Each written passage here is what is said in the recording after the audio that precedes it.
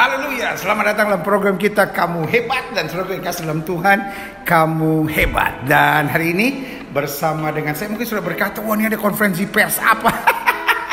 Saudara yang kasih dalam Tuhan, buat program Kamu Hebat, kita selalu akan memberikan hal-hal yang baik, yang bermanfaat buat setiap saudara, yang akan memberikan damai, sukacita, dan kekuatan. Tapi sekaligus juga info-info yang luar biasa. Hari ini saya ada di kantor PMS.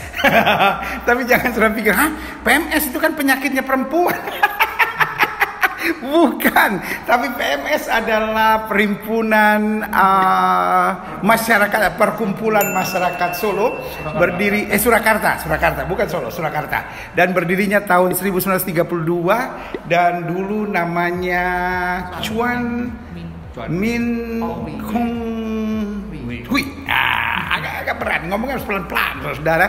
Tetapi tahun 1959 berubah menjadi PMS ini. Nah, saudara gue kasih dalam Tuhan, ini adalah masyarakat Tionghoa sebagian besar.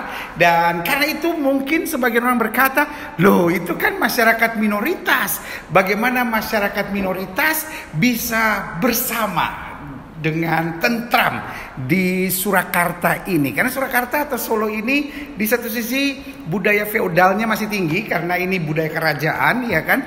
Tetapi juga sebagian seringkali ada kerusuhan di tempat ini. Nah, tetapi bersama dengan kita juga oleh anugerah Tuhan ada Danrem dari Surakarta dan sekitarnya, ya kan? Danrem biasanya lebih besar wilayahnya daripada Dandim, saudara-saudara. Dan bersama dengan kita ada Kolonel TNI Rano Tilaar. Haleluya. Kita ngobrol dulu, ya kan? Pak Rano, bagaimana tugas di Solo ini? Ya, di kota Solo ini, kota yang boleh dikatakan memiliki suatu karakteristik yang agak berbeda dengan tempat lain. Karena di kota ini memang masyarakatnya bisa menerima perubahan atau pembaruan atau modernisasi, tapi masyarakatnya juga masih memegang teguh yang namanya budaya dan adat istiadat yang tradisional. Ya, karena keratonnya ini ya. Ya, jadi kondisinya memang pada saat waktu baru bangsa Indonesia baru memasuki kemerdekaannya tanggal 17 Agustus 1945, sebenarnya dekret Presiden Soekarno itu ada dua, yaitu pembentukan yang namanya DIS dan DIY. DIS ini sebenarnya lebih dulu muncul, yaitu daerah istimewa Surakarta. Wow. Ya, dikarenakan raja-raja Jawa atau raja-raja dari kerajaan Demak yang ada di Surakarta ini lebih dahulu mendeklarasikan bahwa kerajaan mereka ini adalah bagian daripada Republik Indonesia dibandingkan dengan Jogja. Karena Sultan Hamengkubuwono itu baru 4 hari kemudian setelah Solo ini, yaitu Sunan Pakubuwono dan Mangkunegaran, mendeklarasikan bahwa kerajaannya ini adalah bagian daripada Republik Indonesia. Oh, jadi kota ini kota yang sangat bersejarah. Ya, sangat bersejarah. Namun ketika pada saat dideklarasikan yang namanya daerah istimewa Surakarta berdasarkan dekret presiden, namun demikian ada penolakan karena pada saat itu kita ketahui bahwa tokoh sosialis komunis yang bernama Tan Malaka kemudian banyak merekrut para pemuda di sini, sehingga lahirlah yang namanya Laskar Barisan Banteng. Nah, inilah yang mereka kemudian memprovokasi masyarakat. Mereka mengatakan bahwa karakteristik daripada kerajaan atau keraton di Surakarta ini berbeda dengan keraton di Yogyakarta. Kalau di Yogyakarta seperti kita ketahui bahwa pernah terjadi yang namanya Perang Diponegoro 1825-1830. Iya, betul. Nah, jadi sejak itu keraton Yogyakarta itu cenderung menjadi pihak yang termasuk resisten terhadap eksistensi kolonial di sana. Beda dengan yang namanya keraton Surakarta. Kita ketahui bahwa para sunan-sunan, di sini sebutannya sunan bukan sultan. Dan di sini sunan ya tadinya ya. Dan juga para Adipati Mangkunegara ini cenderung menjadi bagian daripada kolaborator kolonial. Mereka diperkaya oleh kongsi-kongsi dagang yang didirikan oleh kolonial Belanda pada saat itu, sehingga kemudian masyarakat di Surakarta ini sehingga memberontak dan menolak kalau daerahnya ini kemudian harus diberlakukan sistem feodalisme. Nah, sehingga akhirnya dekret tersebut dibatalkan khusus untuk pembentukan DIS ini. Nah, kemudian akhirnya dibentuklah jadi Karesidenan. Nah, dengan berjalannya waktu, maka Karesidenan ini juga akhirnya hancur ataupun diganti dengan yang namanya pembentukan kabupaten-kabupaten dan kota. Di sini ada 6 kabupaten dan 1 kota. Dan Karesidenan sudah tidak ada lagi. Sudah tidak ada lagi. Nah, dalam sejarah kemerdekaan kemudian ada 2 presiden yang berhubungan dengan Surakarta ini. Kita tahu waktu zaman Pak Harto, ibu negara berasal dari Solo, dan juga sekarang presiden berasal dari Solo. Ya. Bagaimana itu? Ya, tentunya memang orang mengatakan bahwa kota Solo ini sebagai barometer politiknya Pulau Jawa dan mungkin juga barometer politiknya Indonesia nasional. Mungkin ya, betul. Karena seperti kita ketahui bahwa pergerakan kebangsaan yang pertama kali berdiri di Nusantara ini berdirinya di kota Surakarta ini, yaitu yang bernama Serikat Dagang Islam. Nah, dari situlah kita ketahui bahwa pada awal abad ke-19, ketika seluruh bangsa Indonesia belum paham berpolitik, maka masyarakat Surakarta sudah paham berpolitik dan mereka mendirikan pergerakan kebangsaan. Dan itu tahun berapa berarti? Itu sekitar 1902. 1902 sebelum kemerdekaan. Ini kota ini atau Karesidenan ini sudah mulai mampu berpolitik. Jadi Solo ini luar biasa ini. Sehingga akhirnya lahirlah politikus-politikus yang handal. Ya menurut saya, menurut catatan saya bukan cuma Presiden Soeharto ataupun juga Presiden Joko Widodo yang memang mempunyai ikatan emosional ataupun juga orang tuanya ataupun juga kakek neneknya berasal dari kota Solo ini, tapi banyak juga tokoh-tokoh pergerakan kebangsaan ataupun juga tokoh-tokoh nasional, tokoh-tokoh yang legendaris seperti sebut saja Jenderal Sudirman, kemudian Slamet Riyadi sendiri yang menciptakan Satuan Baret Merah yang dahulu bernama RPKAD dan sekarang menjadi Kopassus. Kemudian legenda intelijen kita Benny Murdani. Kemudian berikutnya ya ada tokoh Ibu Tin yang memang asli orang Kalitan. Kemudian ada juga Pak Joko Widodo yang bahkan pernah menjabat 2 kali menjabat wali kota di kota Solo ini. Wah, luar biasa. Makanya saudara tahu Solo biasanya hanya soto ayam, saudara tahu Solo biasanya gudeg Solo, batik Solo, dan satu lagi yang paling terkenal Bengawan Solo.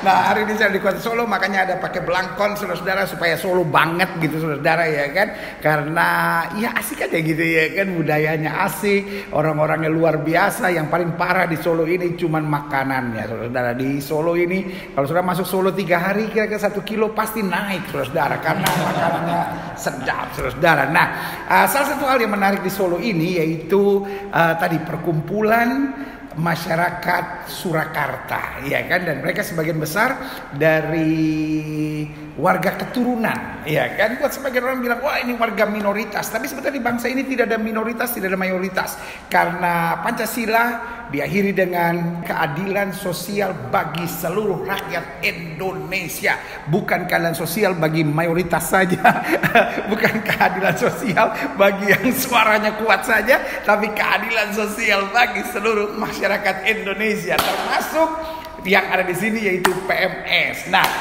siapa ini yang akan mewakili PMS? Siapa yang mesti saya tanya? Ibu atau Bapak? Boleh. Gimana? Jadi PMS ini sebelum tahun 32 ada 6 perkumpulan Tionghoa. Ya. Itu gabung menjadi satu dengan nama Chuan Min Kung Wei pada tahun 32. 1932. Ya. Ya, berlanjut itu bernama Chuan Min Kong Wei. Tahun 1959 berubah nama menjadi PMS. Perkumpulan Masyarakat Surakarta, PMS. Di sini kita sejak berdiri ya itu sebetulnya sebagai kumpulan Tionghoa yang secara peralenan. Tapi setelah itu juga berkembang sebagai Tadinya untuk ini kan, untuk rumah abu begitu kan? ya, untuk rumah abu sama pesta perkawinan. Oh, kita pesta ada perkawinan, gedungnya, ya, ada ya, rumah ya. duka. Rumah duka ya. Ya, yang sekarang kita berkembang ada makam. Oh, ada makamnya Ya, juga ya. makam di Delingan, ya, di daerah Karanganyar. Jadi tetap kegerakan ini sosial. Kita bergerak di bidang sosial masyarakat, ya, tapi secara intern kita banyak membantu olahraga dan kesenian. Oh ya, bulu tangkisnya terkenal sekarang ya. Olahraganya ada bulu tangkis, taekwondo, wushu, catur, angkat besi, dan rata-rata mempunyai suatu prestasi yang cukup bagus. Wah, luar biasa, luar biasa. Nah, siapa saja anggota PMS ini? Anggota PMS terdiri dari semua lapisan masyarakat di Solo maupun sekitarnya. Anggota kita sekarang kurang lebih ada 3.000 anggota, termasuk anggota perkumpulan, anggota kegiatan, anggota arisan. Ya, ini kita ada kegiatan-kegiatan di situ. Dan untuk olahraga lansia kesehatan itu kita ada Tai Chi, ada Krida Tama, sama untuk Pokoknya walaupun usia lanjut harus tetap sehat. Iya. Senam sehat. Senam tongkat. Ya. Wah, nah sekarang dari 3.000 anggota itu semua adalah warga keturunan atau juga ada campur, Pak? Oh, sekarang sudah campur. Ya. Walaupun tadinya dari 6 perkumpulan Tionghoa, tapi itu. Setelah itu juga campur. Setelah 59 itu anggotanya campur. Oh. Ya, ada Indonesia, bahkan dulu ada Arabnya juga. Wah, luar biasa. Nah, sekarang kan Bapak dan Ibu-ibu sekalian ini kan kerjaannya lebih ke arah sosial. Ya. Tetapi tidak bisa dipisahkan karena ini core utama dari anggotanya kebanyakan warga keturunan. Pernah nggak ngalamin hal-hal yang sulit gitu kan? Kadang-kala kan begitu kan. Oh, kegiatan sosial ketika dibutuhkan. Tapi ketika ada kerusuhan, tokonya juga yang dibakar, lalu PMS juga dipermasalahkan. Bagaimana? Ya, itu pada tahun 98 itu ada rahasia kerusuhan anti Tionghoa. Di situ banyak toko-toko yang dibakar dan semua kegiatan terhenti. Nah, itu di sini kita PMS dengan dukungan dari donatur baik yang luar kota, Solo sama luar negeri pun bantu untuk korban-korban dari pembakaran ini anarkis. Walaupun sebagian anggotanya juga mengalami dibakar. Ya, bukan anggota pun kita bantu. Waktu itu kita berikan satu kepala itu 300.000 selama 3 bulan. Oh, selama 3 bulan per bulannya dapat 300.000. Ya. Wah, luar biasa. Nah, bagaimana perasaan kumpulan ini? Maksudnya gini, setelah melakukan yang baik, kok nggak diapresiasi? Kok nggak bisa? Jangan dibakar, itu anggota PMS. Jangan dibakar, itu kegiatan PMS. Nah, apa yang dirasakan setelah kok kita udah buat baik sama orang? Kan banyak yayasan-yayasan berbuat baik akhirnya malas lagi berbuat baik karena udahlah berbuat baik nanti kadang-kala ini cuma mau cari muka, ini cuma mau cari dukungan politik, tapi ini cuma mau begini, akhirnya penuh dengan fitnah. Bagaimana menurut Bapak? Ya, anehnya begini, di PMS sendiri ini adalah perkumpulan yang nirlaba. Ya, nirlaba artinya kas kita juga batas-batas tertentu saja, tapi karena dukungan dari teman-teman pengusaha maupun simpatisan donatur ya, segala sesuatu yang dibutuhkan kegiatan di sini ya itu bisa terpenuhi dari teman-teman. Ada saja berkat Tuhan di dalamnya. Saya kira begitu. Kasih dalam Tuhan, itu namanya program ini Kamu Hebat. Kenapa? Hebat itu berarti bukan ketika kita mikirin diri sendiri. Hebat itu bukan ketika kita mikirin kepentingan kita sendiri. Tapi hebat itu juga berarti ketika kita berpikir tentang orang lain. Belum tentu kita memberi bukan karena kita kaya. Kita memberi bukan karena kita berkelimpahan. Tapi kita memberi karena kita gak tahan melihat orang yang berkekurangan. Kita memberi karena kita gak tahan melihat ada orang yang membutuhkan. Karena kadang-kala untuk kita memberi juga itu perlu perjuangan tersendiri. Ada banyak orang bilang, ya ternyata dia kaya. Tetapi orang kaya juga kan banyak kebutuhannya. Orang kaya juga kan banyak tanggung jawabnya. Orang kaya juga ingat loh ada banyak utangnya juga. Kita memberi bukan karena kelebihan. Kita memberi bukan karena ada sisa-sisa dalam diri kita. Tapi kita memberi karena kita gak tahan melihat orang lain menderita. Nah, ibu-ibu, bagaimana ini soal PMS ini? Ya, Pak. Apa kegiatan ibu-ibu di PMS? Jadi mungkin sebelumnya saya kenalkan kalau Pak Wimbo ini ketua umumnya PMS. Oh, ini ketua umumnya. Pak Wimbo Wicaksono. Ya. Terus kemudian bendahara umumnya Pak Iwan. Pak Iwan. Oh, ya. Mantap. Terus saya selaku sekretaris umumnya. Oh, sekumnya ya. Kemudian bidang 1, bidang 3, ini juga bendahara. Oh, benar. Makanya bendahara agak jauh-jauh sedikit. Karena kalau dekat-dekat sama pendeta nanti malah dicurigai saudara. Ya. Kalau bendaharanya dekat sama pendeta, nanti orang bilang kenapa pendeta dekat-dekat bendahara? Oh, ini ketua, ini sekum, aman saya. Bendaharanya dekat dan rem saja biar dijaga. Makanya dan rem, di dan di rem. Luar biasa. Bagaimana ya Bu Sekum? Ya, seperti belakangan ini dengan adanya COVID, kami juga menghimpun dana sehingga kami bisa bantu masyarakat di Surakarta ini untuk macam-macam, Pak.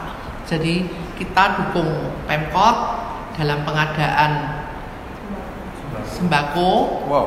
Sembako itu juga kami bersama-sama organisasi lain. Ya. Jadi kita bersama-sama Jadi bukan hanya PMS, tapi bergandengan tangan juga dengan beberapa kegiatan sosial lainnya ya. Kemudian juga kita bantu pendidikan, sekolahan-sekolahan, kita kasih alat cuci, mempersiapkan nanti apabila COVID sudah anak-anak sudah mulai masuk. Kemudian kita juga siapkan tempat kamar mandi, tegel kita rapikan semua. Ini dalam rangka hari ini posisi kita begitu. Wah, luar biasa. Lalu apa kegiatan untuk ibu-ibu? Untuk ibu-ibu banyak sekali, Pak. Jadi di sebelah saya ini juga Heni Mononi restoran, tapi dia juga bantu kami mengadakan satu seperti mengajar ibu-ibu yang di desa-desa atau apa itu untuk membuat karnir supaya mereka bisa bekerja di rumah. Terus kemudian kita juga bantu pelatihan buat kompos. Oh, jadi bukan hanya beri bantuan, tapi orang sekarang bilang beri kailnya untuk bisa. Jadi kita ada 4 bidang, Pak. Yang pertama, kedua itu olahraga, ketiga itu peranan wanita dan pemudaan, kemudian keempat sosial kita untuk arisan dan lain-lain. Jadi bidang kita ada 4. Mantap sekali. Saudara kekasih dalam Tuhan, ini yang saya bilang bahwa nggak semua harus diatur pemerintah, nggak harus semua menanti uluran tangan pemerintah. Tetapi yang perlu adalah bagaimana kita bergandengan tangan. Sekali lagi harus kita ingatkan bahwa kita memberi bukan karena kita kaya, tapi kita memberi karena ada kasih dalam hati kita, ada kepedulian sesama anak bangsa. Dan hindari istilah minoritas dan mayoritas. Yang mayoritas nggak usah merasa saya mayoritas lalu kemudian bisa berbuat apa saja. Saya minoritas lalu minder, nggak bisa buat apa-apa. Nanti kalau saya buat ini, nanti saya diserang, saya difitnah. Karena apapun yang kita kerjakan, kita diam, kita ulurkan tangan, kita tersenyum, kita marah, pasti ada orang yang kritik. Karena zaman sekarang saya sebut zaman nyinyir, saudara. Orang sekarang kalau nggak nyinyir demam dia. Biasanya nyinyir itu nggak buat apa-apa, saudara. Tetapi dibutuhkan orang-orang yang siap berbuat sesuatu untuk dapat lakukan sesuatu yang baik. Dan kita bersyukur di Solo ini ada PMS, dan itu berarti di setiap daerah ayo semua yang bisa kumpul, ayo kumpul berbuat sesuatu. Jangan kumpul-kumpul lalu ngomongin orang, jangan kumpul-kumpul lalu nyinyir, jangan kumpul-kumpul lalu hanya demo, ya kan? Yang demo udah banyak, yang nyerang pemerintah udah banyak. yang memaki-maki pemerintah, udah banyak yang mengutuki pemerintah, udah banyak yang kurang adalah satu, yang berdoa buat pemerintah, dan yang kedua, yang mau bergandengan tangan dan berbuat sesuatu bagi yang membutuhkan. Nah, rasanya belum lengkap kalau saya belum nanya sama bendahara. Ini karena bendahara itu adalah manusia yang harus paling beriman. Kenapa? Karena kadang-kala lihat program banyak tapi lihat buku parah ini. Nah, bagaimana bendahara ini soal keuangan di sini? Apakah PMS memang berkelimpahan sampai bisa kasih semua orang? Jadi saya sendiri juga heran akibat karena dengan banyaknya kegiatan dilakukan oleh PMS, begitu banyak dana yang dibutuhkan, tapi ternyata bisa dicukupi dari dukungan masyarakat, dari para donatur. Apa yang kita peroleh itu kita salurkan kembali kepada masyarakat. Jadi sampai hari ini ya puji Tuhan kita bisa berjalan terus. Kalau masalah dana ternyata ada aja yang bisa kita dapatkan dari masyarakat untuk bisa berbuat sosial tadi. Jadi mana lebih dulu? Uangnya ada dulu baru bikin program, atau bikin program dulu lalu ada saja berkat dari Tuhan? Dua-dua bisa kita jalankan bersama. Jadi kalau di saat kita memang pas memiliki dana dan bisa berbuat, kita kerjakan. Seandainya belum ada pun kita buat programnya dan ternyata bisa berjalan juga. Seperti tadi disampaikan oleh Bu Willy bahwa kita ada kegiatan sebelumnya untuk pembagian sembako, itu pun dana dari masyarakat dan jumlahnya cukup besar. Di awal kita sama sekali tidak ada dana, kita mengetuk hati para donatur, para relawan, dan akhirnya dana itu berdatangan dan puji Tuhan semuanya lancar tanpa ada sedikit masalah. Wah, luar biasa. Lalu bagaimana pertanggung jawabnya? Karena seringkali ada kegiatan-kegiatan sosial, wah kumpulnya oke, tapi pas bagian pertanggung jawabnya itu bermasalah, sehingga ada banyak kegiatan sosial yang untuk a season oke, tapi untuk season selanjutnya nggak bisa maju lagi. Ya. Jadi setiap kegiatan tentunya harus ada pertanggungjawaban, terutama kegiatan apalagi kalau melibatkan dengan pihak-pihak di luar. Karena kita juga ingin menunjukkan kepada mereka bahwa kita bertanggung jawab terhadap dana yang mereka berikan kepada PMS. Jadi seperti contoh untuk di saat pandemi kemarin, kita selalu memberikan laporan perolehan dana dan penggunaannya. Bahkan kepada donatur pun kita kirimkan kira-kira dana itu apa saja dan siapa saja yang menyumbang. Itu ada semua lengkap. Dan itu yang membuat kira-kira dari tahun 32 sampai 2020 PMS tetap bisa terus melayani. Wow, saudara kekasih dalam Tuhan, menarik sekali bahwa ini yang selalu saya pikirkan. Ada banyak orang pikir, saya kan nggak punya apa-apa, saya nggak bisa berbuat sesuatu. No, sekali lagi kita memberi bukan karena kita mampu, kita berbuat sesuatu bukan karena kita berkelimpahan. Artinya apa? Tadi dari bendahara sudah jelaskan, jangan tunggu sampai ada duitnya dulu baru kerja. Memang kerja itu membutuhkan duit, tetapi kadang-kala asal ada niatnya, asal ada motivasinya, asal ada hatinya, asal ada kerinduannya, asal ada kemauannya, pasti ada saja berkat, pasti ada saja pertolongan Tuhan, pasti ada saja kesempatan. Makanya ada istilah di mana ada kemauan di situ pasti ada jalan. Tapi kita kadang-kala maunya mau kaya, kadang-kala kita maunya mau lebih hebat dari orang lain. Kenapa kita nggak punya kemauan? Saya mau tolong orang, saya mau berbuat sesuatu buat orang. Dan saudara gue kasih dalam Tuhan, hari-hari ini kita kalau lihat demo di mana-mana kita miris, saudara. Kenapa? Karena bangsa ini sudah terpuruk, bangsa ini sudah susah, bangsa ini sudah bermasalah. Lalu kemudian ada tangan-tangan jahanam yang kemudian bayar sana bayar sini untuk bikin kerusuhan. Dan yang rugi siapa? Yang rugi adalah mereka yang miskin. Yang kaya bisa ada saja jalannya, tetapi yang susah akan bertambah susah. Indonesia ini keren, Indonesia ini luar biasa, Indonesia ini tangguh. Kita sudah lewati berbagai persoalan. Tadi dijelaskan oleh Dan Rem bahwa banyak sekali persoalan di bangsa ini, tapi kita bisa mengatasinya selama kita tetap gotong royong, selama kita tetap bersatu, selama kita buang istilah minoritas dan mayoritas, selama kita tetap pegang Bhinneka Tunggal Ika. Keadilan sosial bagi seluruh rakyat Indonesia juga kita pertahankan. Kenapa? Karena kita memang berbeda tapi kita satu. Karena itu mari kita bersikap adil.